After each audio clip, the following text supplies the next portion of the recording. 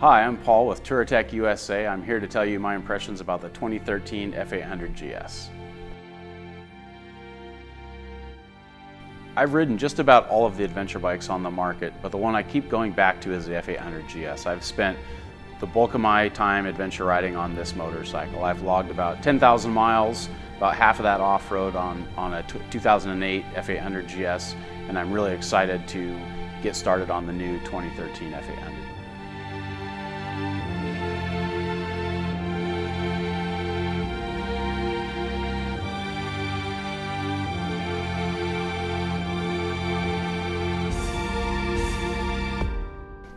The F800GS was really the first bike to create this midweight category. Before that, there were 650 singles and there were 1200cc twin-cylinder bikes. This was a twin-cylinder parallel twin 800cc motorcycle, so it really created a new category, and fairly quickly some other competitors have jumped into that category. But I really think it was a good start, and it still is one of the best bikes in that category.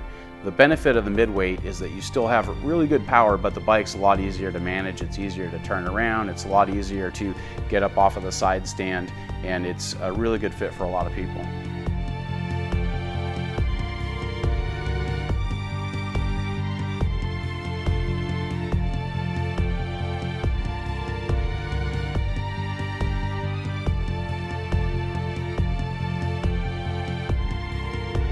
On the 2013 model, they've added a few new features.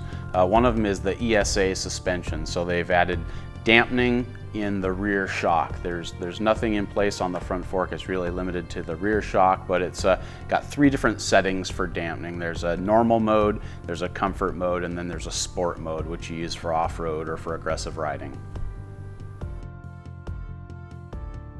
One of the other new features for this bike for the 2013 year is that it has a traction control system. So there's a switch that you can turn the traction control off, or you can leave it on. And when you leave it on, it basically cuts the ignition when the rear tire is spinning, and that's in effort to keep the tire from rotating when you don't want it to, and to keep the back of the motorcycle behind you.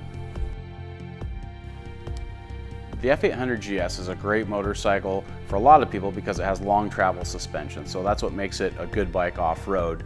The consequence to that is that the seat height is fairly high, so some people feel that it's a little bit too tall for them. So for 2013, BMW came out with a lower version, which is great because it allows more people to have both feet on the ground and be comfortable. If you have a model that's older than 2013, then Touratech makes a great lowering kit, which lowers the seat height of the older model bikes, and that's also a good solution. For 2013, BMW changed the styling on the F800GS pretty considerably, and I really like it. I think it's lighter looking in the front, it fits its midweight class better, and I think it was a smart move. One of my favorite features of the F800GS is the transmission. It's got a really quick shifting dirt bike feel to the 6-speed gearbox, and I was really relieved when I rode the 2013 that they didn't change that. It's still the same consistent, very quick shifting. It makes it a lot of fun to run through the gears and ride aggressively. I like that. I like the F800GS because it has a 21-inch front wheel and it's got longer travel suspension. So for me, it's a lot more fun to ride off-road. You can go a little faster, you can go on more interesting off-road terrain, you can actually ride on Jeep trails and things with water crossings and washouts, and you can just really have a lot more fun on a bike with a bigger front wheel and suspension. So the 800 is a really good choice for me. I really like the 2013 bike. It retained all of the things that I liked about the older model, but it improved the suspension, which was my biggest complaint. So I think that BMW did a good job addressing the biggest weakness. They've fixed it, they've made it a better motorcycle, and it continues to be my favorite bike.